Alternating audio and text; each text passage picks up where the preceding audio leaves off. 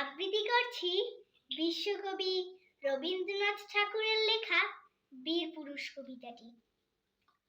মনে করো যেন বিদেশ ঘুরে মাকে নিয়ে যাচ্ছি অনেক দূরে।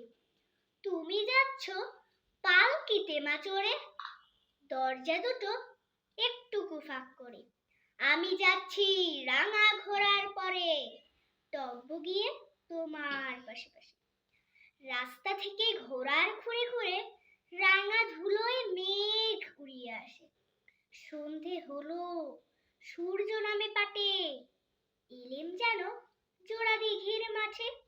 ধু ধু করে যেদিক পানে চাই, কোনোখানে জনমানব নাই, তুমি যেন আপন মনে তাই।